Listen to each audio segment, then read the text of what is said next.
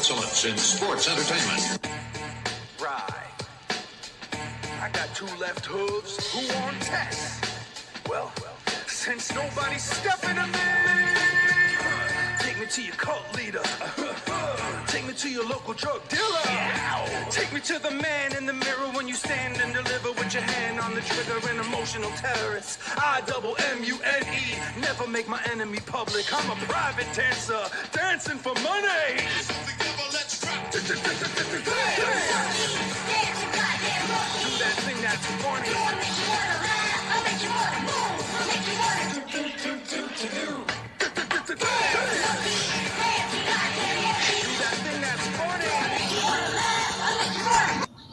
Do. Hello, welcome to Spot Monkey Radio. It is your hosts, Tony and Malik, with the lovely producer. There's an echo. What? There's an echo. There is an echo. I think it's on Malik because Malik's using his phone. But, God damn it. My producer, doing the job. He's doing a great job over there. Welcome to Spot Monkey Radio. We are one short. Greco is still on assignment.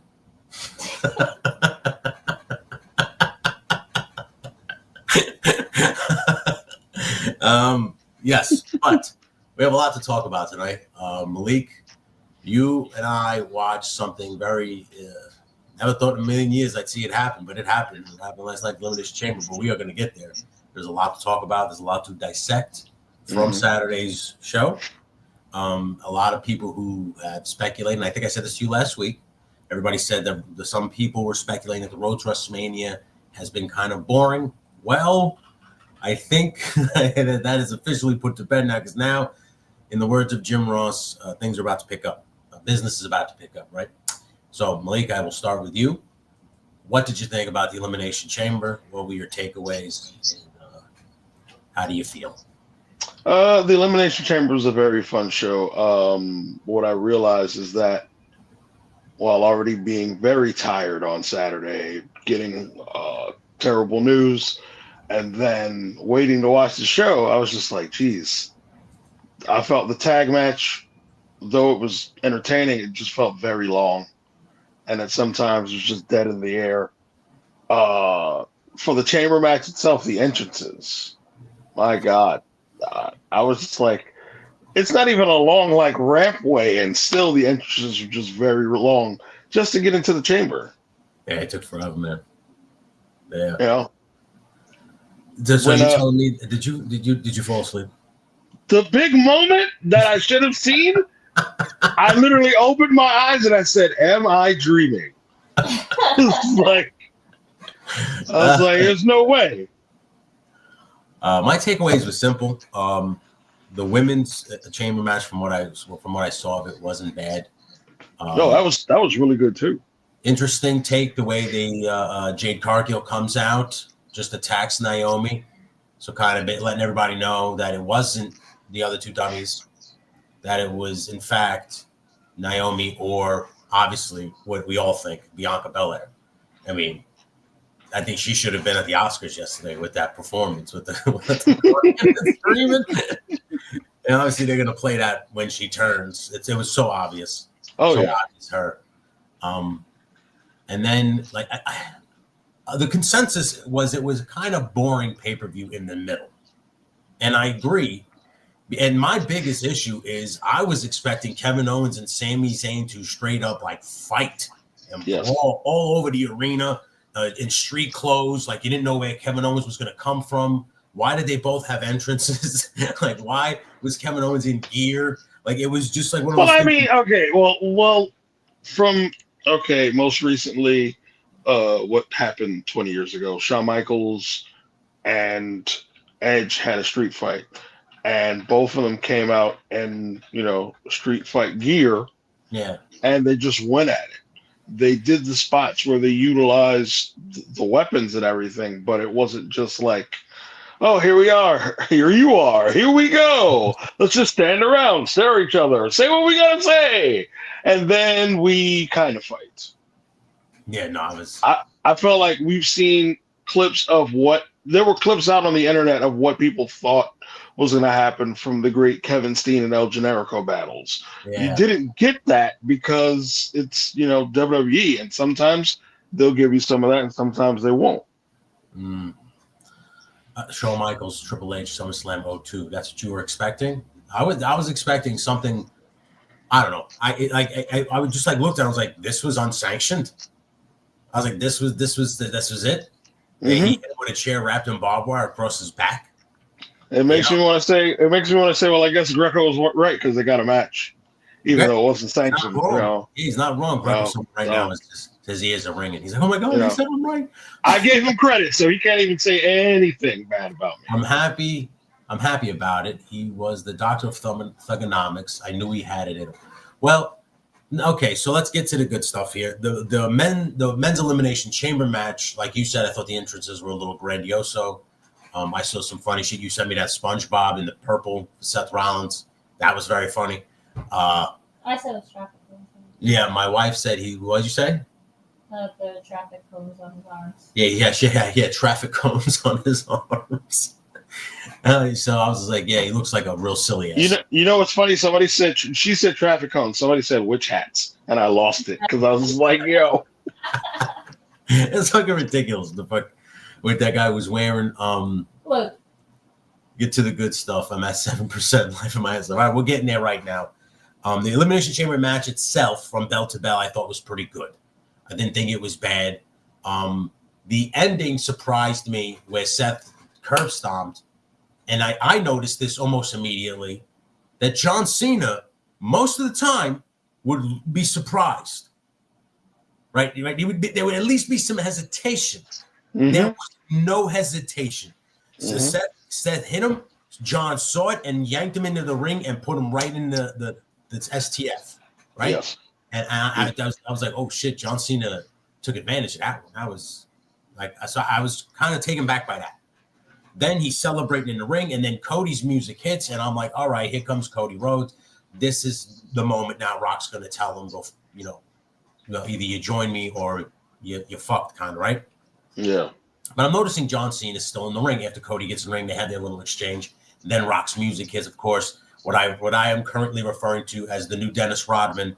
Travis Scott comes walking out. You want the photo? Through the entrance. Oh, you can put up in 2 seconds. We're getting right there right now, babe. Right. And now you slept through all of this. Yeah, pretty much. Okay. So now, as it's happening, I say to my wife, like, does The Rock comes out and he's in? Now, can we both agree to this, that The Rock's outfits are reminiscent of Elvis Presley? Is that what and the honky tonk man? Yeah. Okay, that would be making The Rock cool, cocky, and bad, folks. Yeah, for real. Because my wife was like, what the fuck is he wearing? Why is his pants like that? And I was like, well, this is his Elvis face. I think he's edited his Elvis face. Right? So he comes out with Travis Scott. They come to the ring. The Rock does his thing. Cody Rhodes, I am now going to extend my arms out. And if you hug them, I will give you everything you've ever wanted. If not, The Rock says the dream dies. Okay. Right? And he sits there and Cody's great delivery of everything, where he's like, I've sold my soul to these people a long time ago, and then go fuck yourself, Rock, was pretty fucking awesome. That place exploded. You see John Cena doing the, oh my God, he said fuck, right? So that was good. And then I noticed it almost immediately. Cody Rhodes gave John Cena 2 Iggy's. Obviously, wrestlers, right? He looked at him like this twice.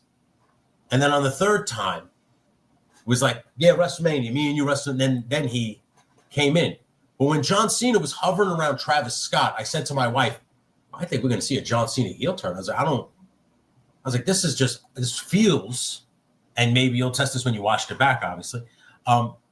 It felt very WCW, Hogan coming out, and then you hear Heenan, whose side is he on?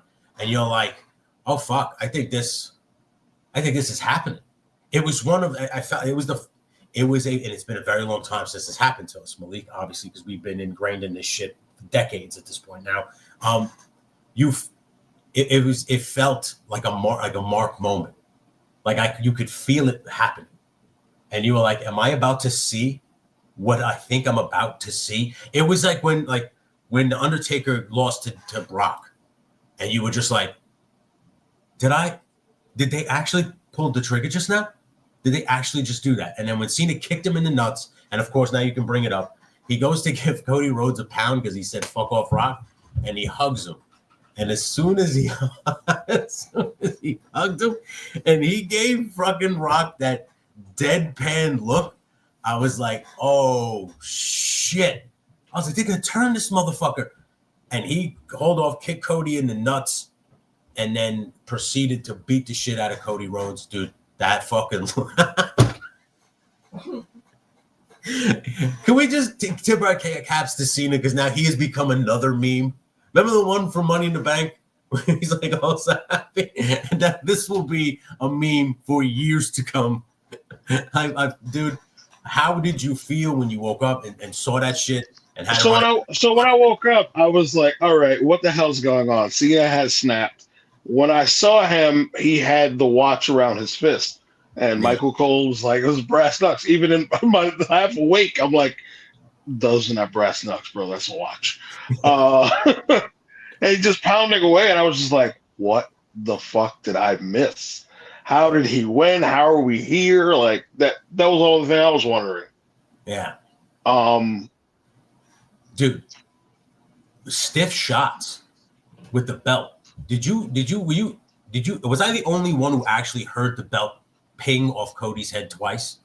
And when I felt like I heard at least one of those. Dude, but before we even get to the belt whipping, Travis Scott, do you know how to take instructions at all? Absolutely. Travis Scott with the stiff. Why is it that when they were trying to lay him down on his chest and stomach for The Rock to beat him down with the belt, this guy pushes his body and bridges it up? What were you thinking? I think at one point John Cena gave this exact look to Travis Scott. Yeah, he did. Yeah, when he reaches over and he grabs Cody by the back and pushes him down, he's like, "Fuck it, stop being a dick." And then he smacked the shit out of Cody. I mean, they made that look as legit as possible. It literally sucked the air out of the building. Yeah. It was, I mean. Cody's eyes fucked because of Travis Scott. I know it has to be. Dude, his whole face was bright red. Yeah, look. Yes. Travis Scott, the stiff slap. I didn't notice that till the replays. Yes, Talib, dude, it was fucking crazy. The audience that were there that have a good clean shot of it, like we're just bam, right in bleeding into his I think his right eye. I was just like, no. Now, would you agree with me? Like, I understand that he put Dusty Rhodes' death on the belt that said Cody's soul. Yeah, that was a little bizarre. That was a little bizarre because don't you think today that because I'm sorry to cut you off, because when he said, "And the dream dies again," and I was just like, "Wait, whoa, why?" That's what I'm saying. I didn't understand that. I wasn't understanding that because I felt like it should have said March 1st, 2025, because that's the day you're going to give me your soul. And then he smears his blood on it, and I just felt like that was weird. That whole Dusty Rhodes addition to it. I don't think it needed it. Do you? No, it didn't. No, it didn't. That kind of threw me off. But like I said, this was done almost. Couldn't have been more executed nice. I think the only thing you could have made it more perfect was just the subtraction of Travis Scott because he kind of fucked things up in terms of not taking the direction the way he should have. But I thought it wasn't great. If you didn't have somebody like a John Cena there, it could have been screwed up. Yeah, I agree. Now, here's my question to you. Do we now we heard the interview on Chris Van Vliet that now has gone viral since it's gone, talking about how he already has, I got the thing there, yeah, babe, don't worry. He already has the theme song. He's already got the gear. So are we going to see that now? Is this official now? John Cena, because I'm starting to think in my head, you're not going to see John Cena in jean shorts and t-shirts no more. He's going to be in the suit when he comes out with the Rock to cut promos. Like he's going to be real. I mean, this is official heel John Cena. Hollywood Cena, as we had stated. Hollywood Cena. Now I said this in a room on a live stream yesterday because they talked about this briefly, and I said, Hulk Hogan went Hollywood right around the same age, and it revitalized his career. Now, I know Cena has said to everybody, this is it, I'm done. But could he been pulling the wool over everybody's eyes and saying that at this point, maybe his old self, version, thank you very much, this version of John Cena is dead. This new version, Who knows what he's got? Now, I'm not saying John Cena's going to come back and last the test of time and go for until he's 55, 60. I'm not saying that. Mm-hmm. But I'm saying if this develops something, like this is going to be compelling television until December, until he's supposed to retire. Right? Okay. I mean, this is... Isn't that how they guaranteed all the views now? They've secured his, like, you wanting to tune in to watch John Cena. That's what, I mean, they fucking, like, this is a renaissance in his career. And it's the last year of his career. Everyone's watching Raw tonight. 100% rough shot. I mean, what do you think right now? I mean, this could be, if he wanted to. Not saying he's going to, because he's got a career on his... But if he wanted to, he could Hollywood Hogan this shit for another 3 years if he wanted to. I expected after he won the Chamber, and even when it happened, I couldn't believe they did it. So Pun is still shocked. First of all, it's a very big deal. It wasn't something that you think would happen with the amount of days, months, weeks, years that it all has been. You're like, it's finally happened. You know, you never got that out of 7,786 days he's been a babyface. I guess Ricky Steamboat is the only true babyface we have these days. Actually, I got my mom who never watched wrestling start watching again since Raw's first episode on Netflix. Her and I watched a lot, and her reaction was priceless. Anybody who was I was watching those fucking, silly reaction videos, and I was watching all these guys, all these marks who grew up to John Cena, and they were kids. It's people who know them as actors. Yeah, and they're like, "Oh my god, I can't believe he turned heel." They were like shocked. It was like, but me and the wrestler in me watching all those little kids' hearts just shatter a million pieces. I was like, this is more. This is just as important to Cena as the Make-A-Wish stuff, because it means that he solidified what he needed to solidify for WrestleMania. Now, like anybody who thought Cody Rhodes was getting stale, I don't think so anymore, because now he's got something very interesting here with John Cena going into WrestleMania, and possibly if John Cena wins, now he's got to chase again. I have a question in the chat that also I have the same question. Yes, guys, bring it up. What was with Travis Scott and the incense and voodoo hand gestures? Was he the stage? The stage, yeah. He was basically because it was about Cody's soul. Yeah, this is about his dad. So he was saging Cody's soul because he didn't give it to The Rock. So now The Rock essentially is going to destroy it. The Rock annoys me at first when he first started doing this kind of weird shit with Cody. He drinks Terramana and then all this weird stuff. But this final boss gimmick now is starting to really cook for me. I'm starting to dig it now. I'm like, holy shit! Like now he's got John Cena. Like that was such a cool. That was a Vince McMahon moment, right? Can we agree about that? Like that was such a moment where you were like, "Fuck, man, that is why I love pro wrestling." A moment like that, but that will stand, that will be burned in people's heads, just like we knew exactly where we were when we saw Hogan drop the leg on Savage at WCW and became the third man. I know exactly where I was when Austin shook off Vince's hand after all those years. At least that one's only memorable in such a negative light. Yes, but I remember it. Yeah, but I remember it.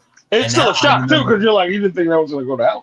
Exactly. I even remember the day Seth Rollins hit Roman and Moxley in the back. It wasn't really important to me because I didn't care about those type of wrestlers, because at that point all my favorites were gone. But I remember where I was, and I loved the backstabbing of it. The heel turn, those kinds of heel turns will stand the test of time. This one might be the greatest heel turn of all time to me. What say you? Wait, you see that? It ends with The Rock versus Cena in the ring. I don't think so. No, it doesn't. I mean, it's already complicated with the fact that Rock already stated, like, this thing between Cody and I doesn't need to end with he and I wrestling. And I was just like, thank you for telling us you're probably just not going to do it at all. He's not wrestling. No, The Rock is done. I think Cena is genuinely done after December. I don't think he's coming back. And I think what will happen is this next year, or this rest of this year, will be the battle for John Cena's soul. And it's going to be your Cody, your Randy Ortons, your CM Punks, who have all been involved with John Cena, battling to save his soul. And this just solidified. Like, a lot of people are trying to make this a thing. The Rock did this, and now he did this. Now what does one mean? It means nothing. As somebody said yesterday, it means Roman Reigns. Roman Reigns is going to join them. Why would Roman join them? It makes no sense. Roman will not join. If anything, Roman will fight, but Roman will not join. Yeah, Roman was not gonna. He's not gonna join that. I don't see them now. I saw an interview, and I don't know if you saw this, but Stone Cold Steve Austin said if they need him for WrestleMania, he'll be there.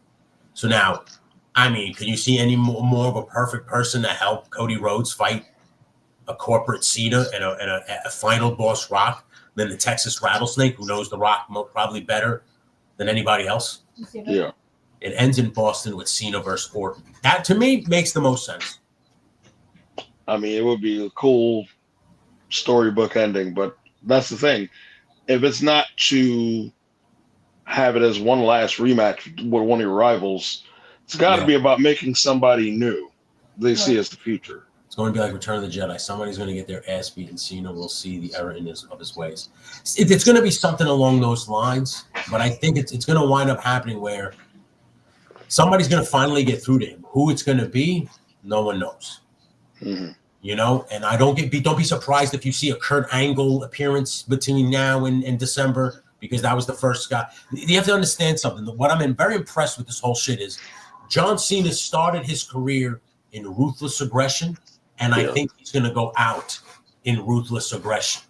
So it's going to be how he started, how he wants to finish. It's going to be a complete full circle moment for John Cena. Mm-hmm. But listen, don't be surprised if a heel John Cena taking the TNA championship from Joe Hendry wouldn't shock me.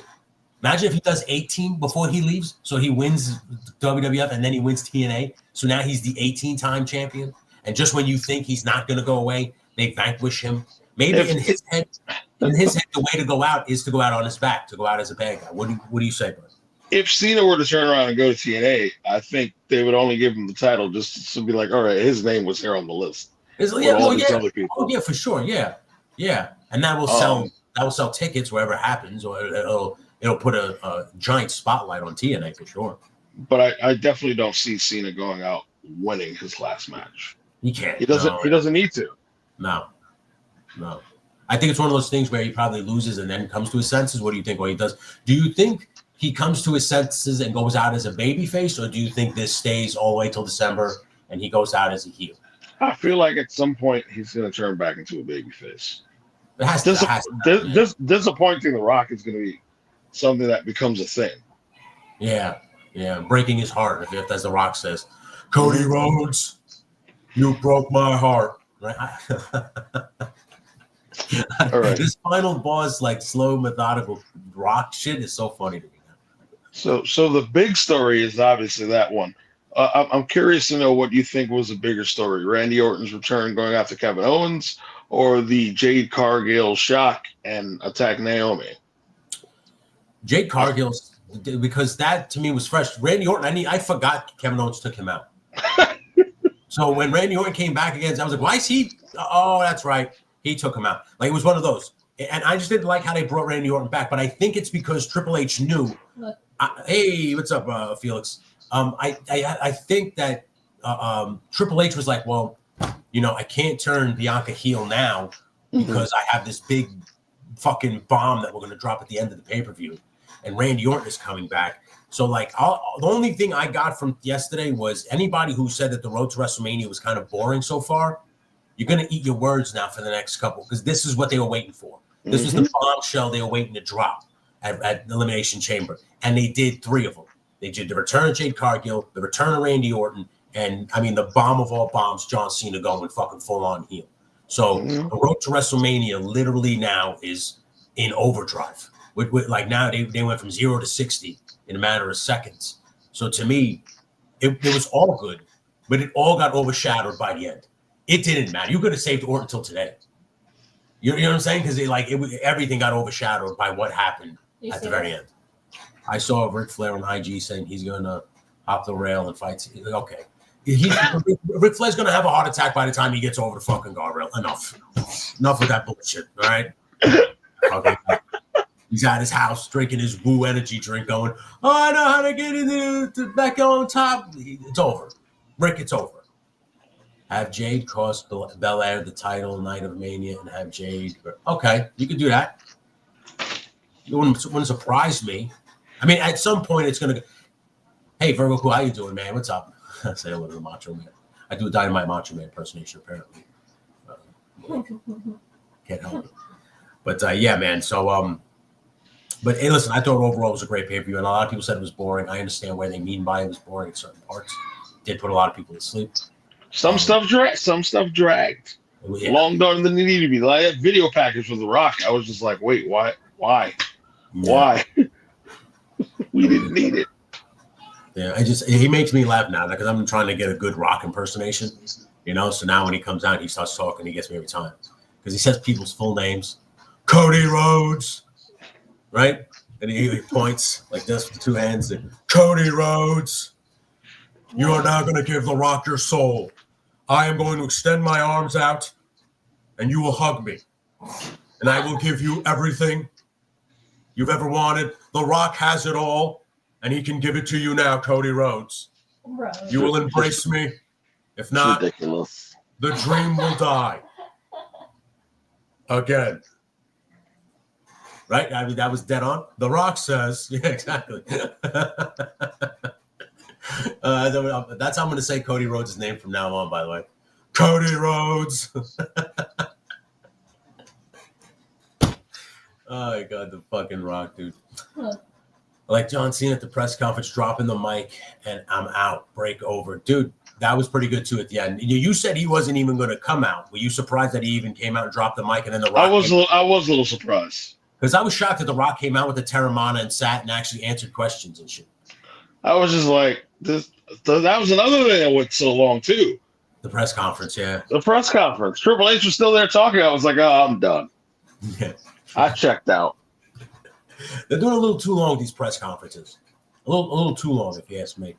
Because when I replayed, I think they cut out whatever commercials that they may have had on Peacock or whatever. And I was just like, the show is like 3 hours and 20 minutes, apparently. Travis Scott has no charisma. I don't understand. Oh, boy. People's obsession with him. Well, you know, he's got the Sage.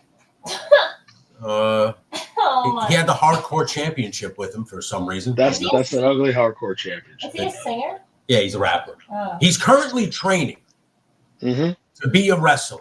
What? So be prepared for the Rodzilla, Hollywood Cena, Jay Leno's got John Cena in a chin lock moment. You know, I don't know who that's going to be. It's probably going to be Cody Rhodes. And now here's the thing for me, buddy. I don't know if you might agree with this, but Cody Rhodes and Stone Cold Steve Austin versus Travis Scott and John Cena. I would sign up for that at SummerSlam. I would watch that at SummerSlam. Would you? Travis Scott's get fucked up. Yeah, exactly. Messing around. I would fucking sign up for that in a heartbeat, dude. Oh my! I don't know. But just be prepared for that, pun. So be prepared for no charisma in the ring, and also can't take simple instructions from two goddamn bona fide legend Hall of Famers and John Cena and The Rock. How is he going to take instructions when he wrestles like a Seth Rollins or a Cody Rhodes? That's what I'm worried about. Because he couldn't take simple instructions from a segment. How is he going to take instructions? Like, what? Stretch him? Like, yeah. I mean, he really fucked that shit up. But anyway, speaking of fucking shit up, Malik, let's talk about. Wait, look. Cody and Bad Bunny versus Cena and Scott. I wouldn't be surprised neither, pun. That's it. At least Bad Bunny's not terrible. No. Bad Bunny Russell. Yeah, I'd be okay with that. Or I remember Jay Leno fighting Eric Bischoff. Yeah. Yeah. But like I said, don't be surprised when we get that moment. Tony on the Mattel is doing a WWE stream. We might see the crowdfunding vote now. I will let us know by the end of the thing. I figure I appreciate you, bud. Now, you brought this topic up. This completely slipped my mind until you brought it up in the chat. AEW, somebody said this to me, and I want to bring this up to you before I let you kind of paint this picture. I made a video that I clipped out about AEW not being good because of Tony Khan leadership. And somebody commented on it, and all they said was AEW doesn't suck. Now, all I wanted to do was respond with a clip of what we're about to talk about. Okay? So I'm going to let you paint the picture of why AEW has yet another botch live on television for the entire world to see. I have a. Go ahead and explain. You have a picture? I'm sitting down at work, and I decided to take it upon myself to pull out the tablet, throw in AEW Dynamite, and let's just see what's happening here. And started off with Hangman coming to the ring, basically calling out MJF. MJF comes out. He's got a white rag, but it has red on it because he's cleaning his hands off. He's cleaning the blood off his hands. And he starts talking, and you start wondering who's the person that he's attacked going along the way to the ring. It's Christopher Daniels. And when they cut to Christopher Daniels, instead of them waiting the appropriate time where you don't wind up catching the man punching himself repeatedly in the head to make himself bleed, though this is a job done by MJF, it really became the Nelson, you're hitting yourself from The Simpsons. Oh my god. Oh my god. Now, yes, there are plenty of errors. There was a time where Austin took on Triple H in their 3 Stages of Hell match, and when Triple H proceeded to blade himself again, he wound up cutting his hair in the process of blading, putting it into his trunks, and then pulling it back out later. How did I see all this? The cameraman was just too close. It was bad timing on a call there. Yeah. The same situation with AEW.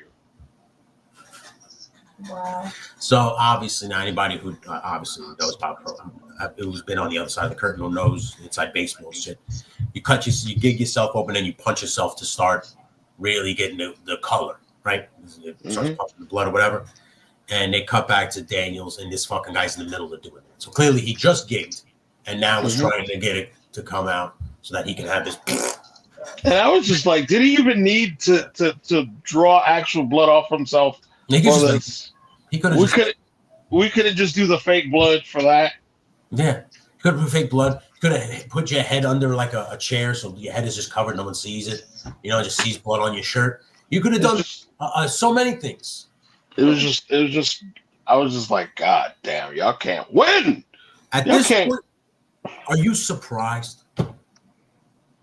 Like, are you shocked when they do this thing and you see it and you're like, it's not a matter of being shocked. It's just you want something better for a place you're still going to invest your time and money in. I have a devil's advocate thing about that comment that you said. What? What's that? That they said AEW is good. Yeah. I think that it's good enough to talk about how bad it is. So in a way, it is good in getting people to talk about it. I guess so. I see what you're talking about. So it's good because at least we're still talking about it. Yeah. So it's good in a way. Bad in a way that it's good. I guess is what I guess that guy. I just see my issue with it is as someone who's been ingrained like Malik. Now we've been on the other side of the curtain. We've done it. We've been involved with it for years. There is a certain way to do it, and when you see how they're doing the opposite of how you're supposed to do it, it's like, come on, man, what the fuck? It's that kind of shit. And it's like I said a couple weeks ago, I haven't seen it in years. I started watching it again for Spot Monkey Radio, and I'm already out on it. I haven't watched the last 2 weeks. Please, somebody at AEW, hire someone who can write wrestling, camera folks who know, not to film trade secrets. Yeah, maybe the guy didn't know. That would be, rough shot. That might be, like the smartest thing to do. But Tony Khan clearly, because, obviously, that's about right. So, that's why he doesn't do it. He doesn't give a fuck because he's happy. He's playing video game wrestling. I almost feel like they do it on purpose. Yes. Sometimes I feel like it's the Wayans brothers making a parody show about pro wrestling. Oh my God. Like it's not a real wrestling show. It's just a parody show about wrestling. Have you ever bladed toe? Yeah, oh yeah. Oh yeah. Malik has to. Mm-hmm. Yeah. So it's you do what you got to do, but I don't punch my fucking head while the camera's pointed at me. I'll tell you that right now. Dipshit. Come on. I mean, Christopher Daniels, you're a veteran. But I can't put the onus on Daniels. I put it on. I guess he's in the moment. I put it on the production truck or something like that. That could have been held off. That was terrible, dude. I mean, that's just, to me, like I said, that is, like I said, the guy goes, AEW doesn't suck. And I wanted to show him that. That's why it sucks. And that Because they person showed still us. would have defended it, no He's matter still what. here. What? He's bleeding. He got his ass kicked. Yeah, so much so that he's punching himself in the face, right? Why did I get my ass kicked? Why did I get my ass kicked, you fucking idiot? Like, is that what he's doing? Like, I mean, come on, dummy. Like, That's what it felt like. Dude, like I said, and people try to tell me, like, wrestling is art. Gotta treat it as such. You do, and they don't. But that's what everybody is like.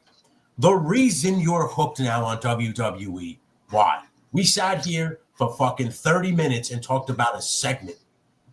A segment. We sped through all the wrestling shit and talked about a segment. It's the storytelling. It's what it's always been. But no one wants to admit it, because if you admit it, now you know you've been fucking wrong for over a decade. Because that's where it's been for the last decade. You people just wanted to see flips. And you wanted to see dives. And now what?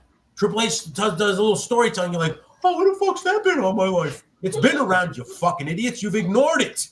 And now it's back. Like, Jesus Christ. And you're seeing it. You're seeing storytelling on WWE. Like, WWE's pretty good. And then you watch AEW, and you're like, what the fuck is this? That's the difference. That's the difference. Like, there's no other way to explain it.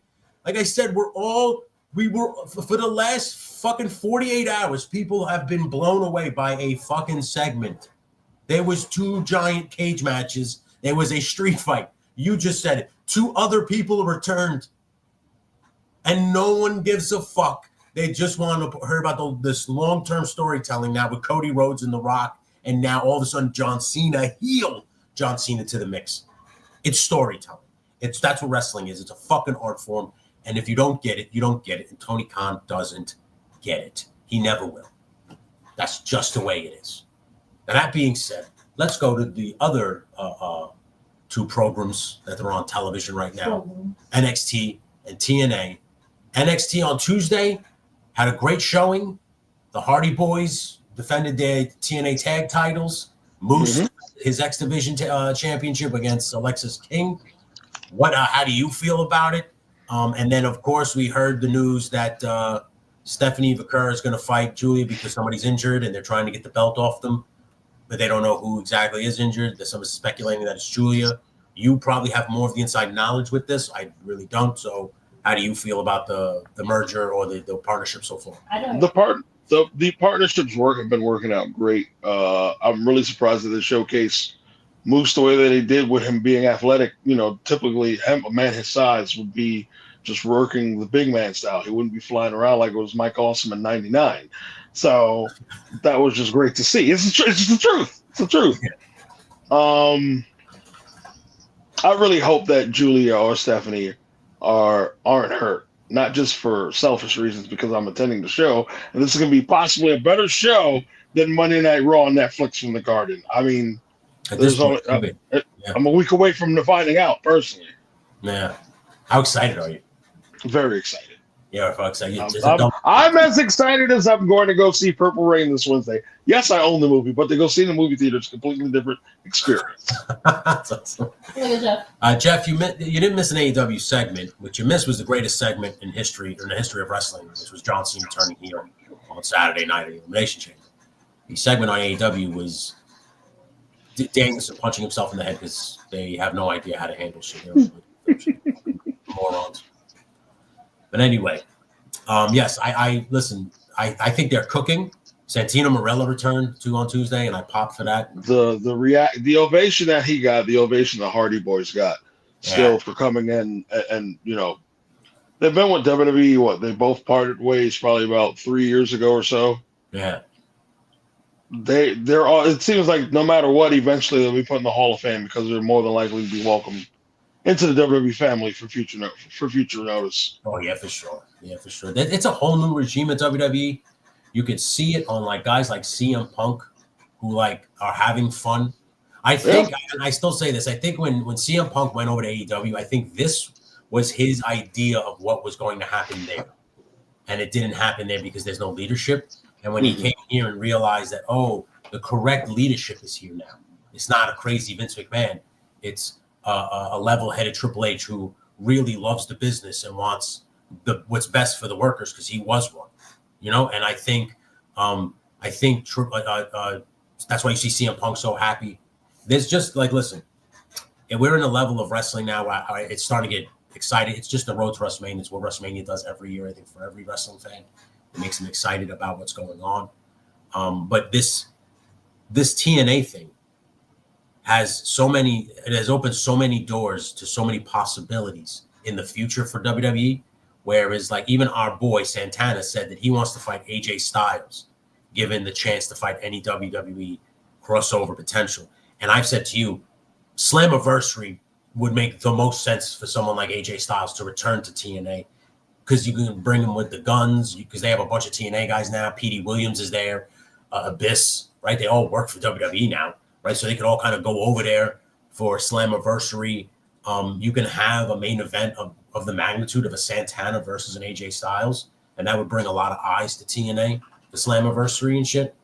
So this dude, WWE has done it again, has like literally subtly was like, you had this opportunity with AEW, and AEW squandered it. Let us show you how it's supposed to be done. Yeah. And they're doing it. It's fucking ridiculous, bro. But like I said, I like what I saw. I like seeing Santino on Raw, on NXT. The Hardy Boys did a great job. I can't wait for Moose versus Oba. You and I both, to see the big meaty men slapping meat. Now, this is title for title. Yes. Does this end in a schmaz, or does somebody? As much as I want to believe that they'll put the first title from TNA on, a WWE contracted wrestler wouldn't be a surprise to me. Yeah. But then it's like, what does it do for Moose? And they've already announced that, he's about to defend the X Division Championship against Jeff Hardy at their next upcoming pay-per-view. It's not title for title. They corrected it. Oh, okay. So whose title's it for? Now it's not title for title. Ain't that a bitch? Okay, yeah. Because I know for Fraxium, they're fighting for the NXT tag titles, right? No, the Hardys are putting the TNA titles on the line, I believe. The TNA title, okay.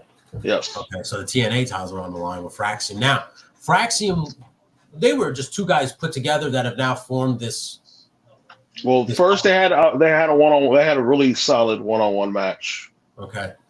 And then sometime later, they wound up becoming a tag team, like the following year. Now they are the tag team. Yes. Like, because everybody's saying they're the best tag team going today right now. Schmaz, definitely. Yeah, well, if it's a title for title, it's a Schmaz. But if it's for one belt, obviously, whoever that champion is going to win. I don't think they would shock anybody. So if it's only the NXT title, Oba's winning. He's defeated Moose clean, and that means the Hardy Boys are defeating these guys clean. So they're both sides get some love.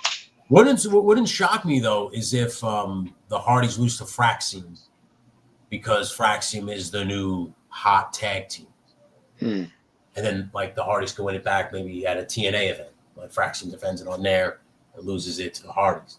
That would be interesting. Wouldn't shock me. Yeah, that wouldn't shock me. But I don't see Obafemi beating Moose if it's Moose's belt on the line. No, yeah. But I couldn't see Moose taking that clean loss. I could see because he's a part of the system, right? So I could see all these dummies from the system coming out and trying to help him. Maybe a surprise Matt Cardona shows up with some dumb shit like that. Brian Myers, who the fuck? I always get those two mixed up. Brian Myers is in the system. That's what I'm saying. That's why I thought I call Matt Cardona as Brian Myers. I always get them two mixed up. But yeah, let's move on to the Raw preview for tonight. I think it's Io Sky versus Rhea Ripley for the women's championship, and the tag titles are on the line. Creed Brothers versus War Raiders.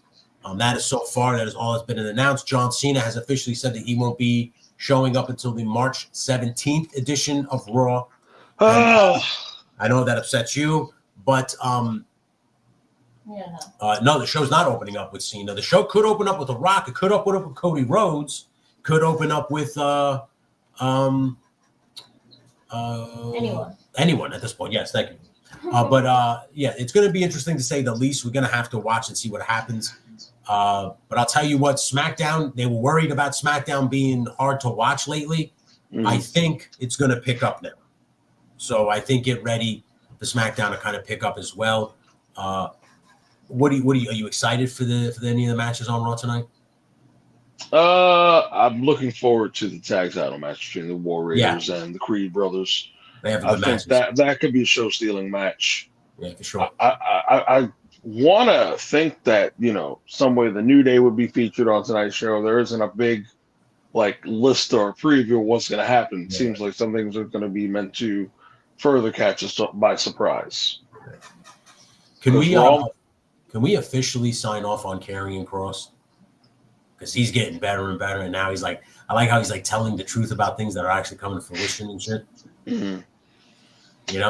I think hopefully, because I don't know if it was you who said it or somebody else, that maybe he'll get that Mania match or something like that with Sami Zayn. Yeah, I think so. I think it's going to be him versus Sami Zayn because he's been really poking at Sami Zayn. I like this era of NXT, but it won't give me the serotonin boost. Black and gold in NXT gave me so many more memories. Well, listen, it's got to get there. They're building a new roster, buddy. They have this whole thing in play now. The WWE has now literally reached out into the indies. Mm-hmm. And now with the ID belts, WWE now, just give it time. I think all that shit's going to start to pick up. I think you will start to get those serotonin boosts. Trust me. I think it's happening. Raw, Orton opens Raw, Rock closes. I don't even see The Rock going to be at Raw. I mean, I could see Orton showing up, but I don't even know if Orton is on Raw. I think Orton was on SmackDown, so I would. He is SmackDown. Yeah, I think Orton might open SmackDown, but I don't think he's going to open Raw. I feel like Jacob Fatu is going to be the new face of SmackDown. Quite possibly. I think that's happening too, Felix. That they just have to turn Solo.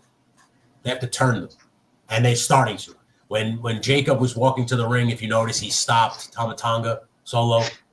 So I think it's going to be that moment where, like I said, they can't do it all at once because this John Cena thing was like a literal atomic bomb dropping on the landscape of WWE because now it changes everything. He could turn around, like I said, and say, "I'm not retiring. I changed my mind." It's like shit like that. With now as a heel, he could do that. Not saying he is, but as a heel, he could say that. Like I said, it's a bomb. Yeah, because I'll be honest. I'll be honest. I don't think I don't want it past December. No, I don't think it will go past December. But you don't know what he could say now at March 17th when he comes back, when he shows up on Raw. True. And that's the thing too. I sent this meme to you. I don't know if you saw this, but on March 17th, 2005, My Time Is Now debuted as his theme song. He now shows up on Raw March 17th, 2025 as a heel. So clearly you're getting a new theme song. So that's why I think he's waiting, because John Cena is one of those guys who those little dates and shit, they mean something to him. That's why they're doing that. That's why the name of the event in December is in Boston called Ruthless Aggression. That is exactly how you end John Cena's career. Same exact way he started, Ruthless Aggression. So to me, this is going to be good, man. Give it to the Samoan Dynasty. Great to see the entire family in the spotlight. Yes, absolutely. I got two of these questions.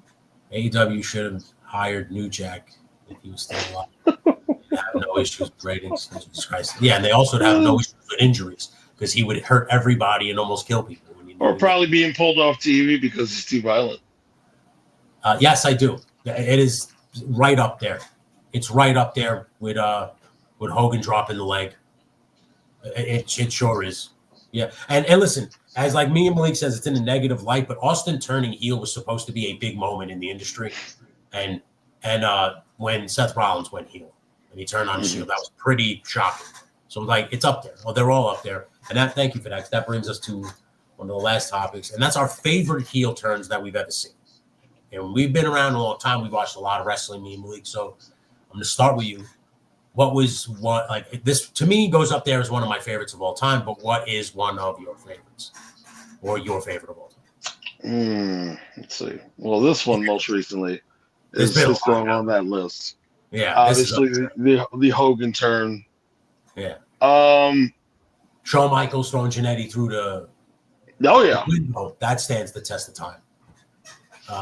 For sure. Macho Man, to me, it'll always hold the fucking place in my heart when Macho Man attacked the luster, and he hit it with the knee, and he's like, "How dare you look at Elizabeth? Yeah, I don't like you right now. Yeah," and he just fucking attacked, beat the shit out. and then he cut those. Trying to think of other ones that like just really set the tone. I mean, thinking back at it when it seemed like Mick Foley had the Radicals' best interests at heart, and then they turned on him. That was something I was not expecting to see when it happened, the way it did. It's another good one when Undertaker's like, "You think you're better than me?" to Jim Ross. Oh, is that? And he shoves Jim Ross's face in Vince's ass. Yes, that was a good heel turn. I was like, oh, that's another one of my favorites.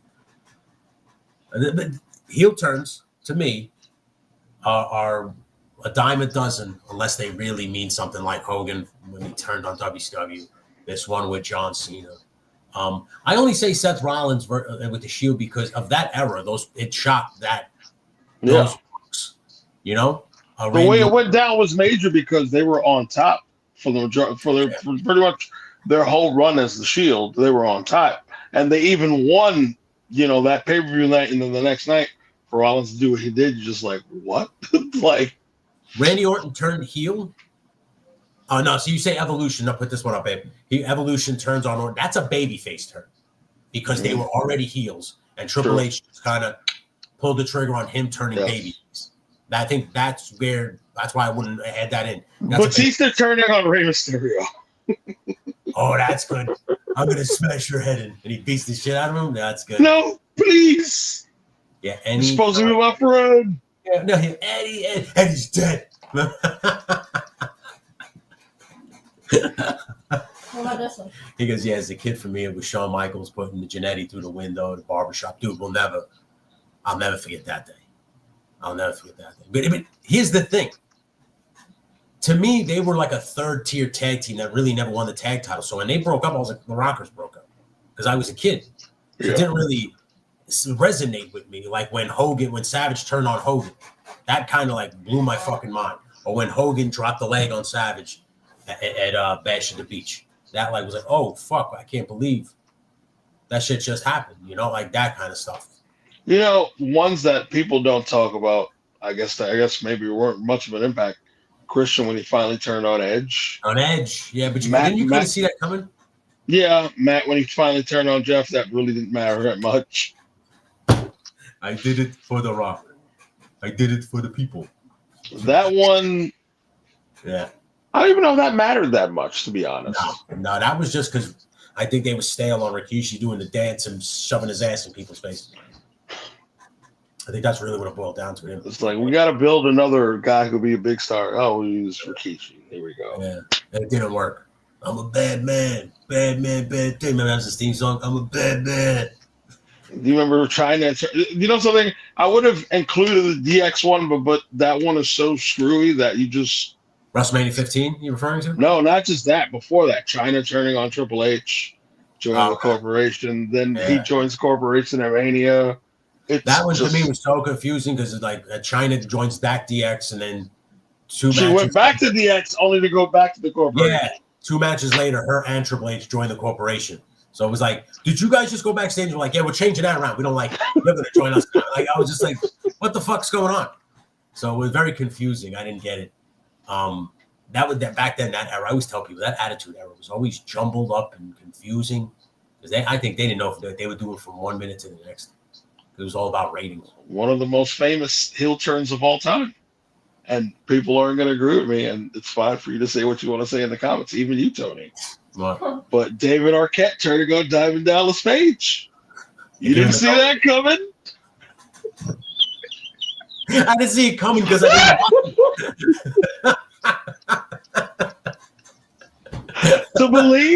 To believe we're a few months away from that being 25 years ago.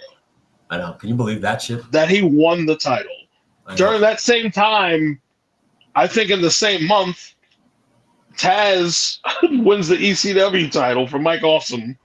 Well, obviously Taz contracted WWF and Awesome's contracted WCW, and they're fighting over another promotion's title. Yeah, I remember that. That was some. I can't believe you just brought up David Arquette. Yeah. I thought years would go by on this program before we brought up David Arquette. Because it's something that still happened that everybody remembers. I didn't. Action figure addict. Can you bring that up, babe? Tony, you got war flashbacks of Arquette winning. I didn't even watch it.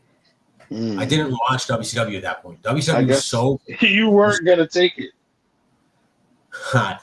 I got that. The music.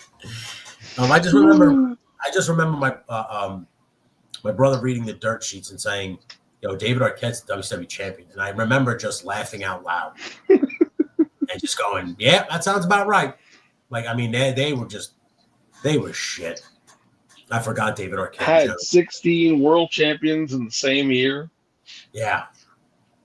David Arquette came back to wrestling, tried to be taken seriously like a couple of years ago, and I got the shit kicked out of him at GCW. And that was Nick Gage, when he cut him basically. He almost killed him, man. Yeah. You can't do that shit in the indies, David. It's got to be the big time. The WWE doesn't give a fuck about you. Go to AEW. I'm sure they'll sign you. They'll sign anybody at this point, right? They got fucking 1,700 wrestlers working there. Mm-hmm. What's 1,701, right? Let's sign one more. Sir, they have 220 people. Okay. I know. Fuck out of here with your bullshit. Fucking AEW. Jesus Christ. Anyway, Malik, this has been a great episode of Spot Monkey Radio. Are you excited for Monday Night Raw? Are you excited for the next couple weeks of pro wrestling leading to the biggest show? I'm very, very excited. I'm definitely excited about next week to see how that goes down. And it's at the Garden. It's at the Garden. I just realized they put out something where Jey Uso is going to be in Staten Island, and I was just like, freaking Staten Island. As a New Yorker, I don't want to travel to Staten Island. Nobody wants to go to Staten Island. Okay. Oh my God, that's not for me. Why are you seeing Staten Island? For what kind? Is it like a meet and greet, I assume? Yeah, basically. Some kind of shit like that. But from what I've told, this is one of those spots that people don't even go out over there like that. I was like, you never know, it might be different that day. Yeah, they're sending Jey Uso over there, and he's supposed to be the over guy, so everybody should flock over to follow. Yeet, right? Yeah, that's why they would go there. He said that so unseriously. Yeet. Anyway, I'm excited to see how the next couple weeks go. I'm excited to see how TNA handles their shit going into. They're gonna be like the opening contest for WrestleMania ceremonies, essentially. Right? You know something? I wouldn't have any issues with that. I'd be totally down to see that if it came out something like that.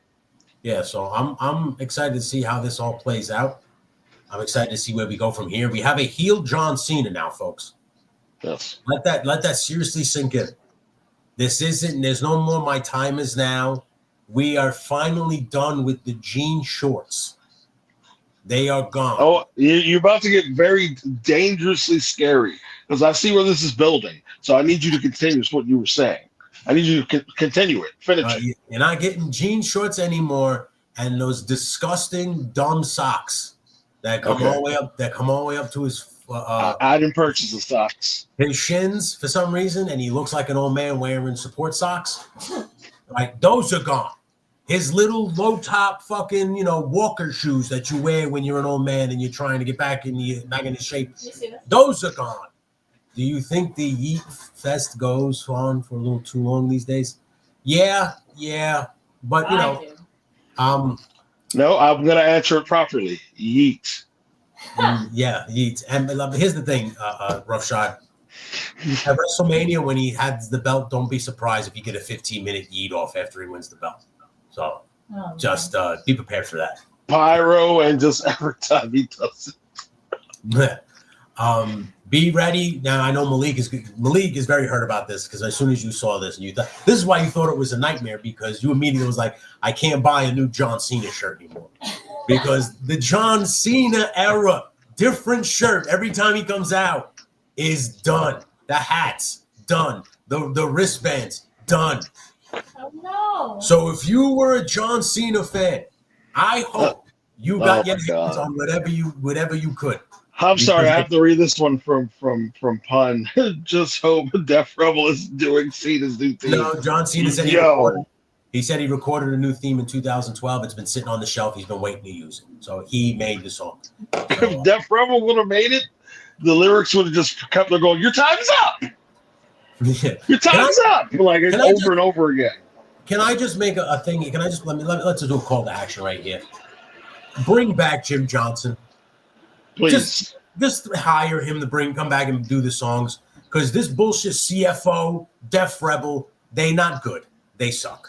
The only good theme song is Roman Reigns' song, and that's only because he's the tribal chief, and we all have to acknowledge him.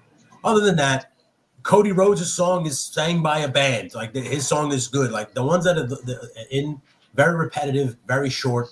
I don't like Def Rebel. I don't know why they continue to use that guy. Seeing Michael Cole do the Yee thing is embarrassing for the human form.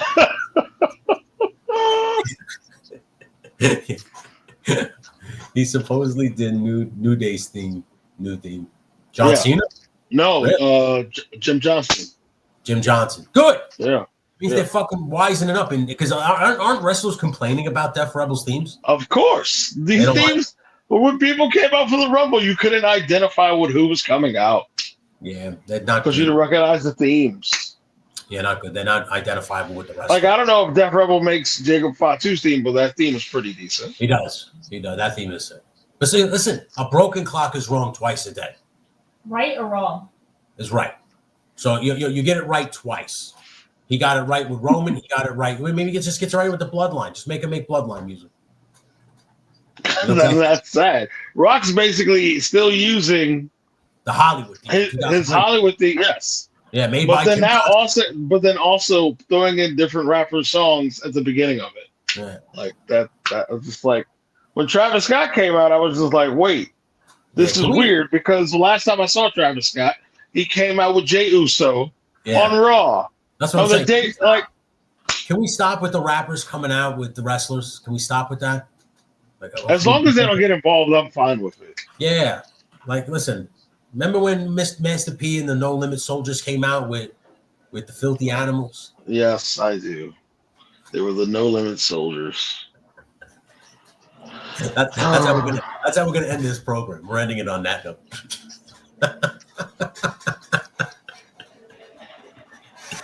Everybody, enjoy your Monday. That was depressing. Oh my God! Enjoy the rest of your week in wrestling. We'll be back on your dial Monday morning, 10:30 a.m. The feed has moved to Saturday mornings. I got too much going on Friday afternoons now, so I can't do the feed on Friday afternoons. So Saturday morning. So if you're free, you're always welcome to join. We're doing the feed Saturday mornings, probably around the same time, just so I can get it over with. So if you got nothing to do, come hang out with me Saturday morning. What time? 10:30. 10:30. Yeah, 10:30. All right, so I'm popping up then. So all right, so take it easy, guys, and like I said, enjoy the rest of your work week. I know that sucks, but we appreciate you for hanging out with us. We really do. So until next week, or until Saturday. Deuces.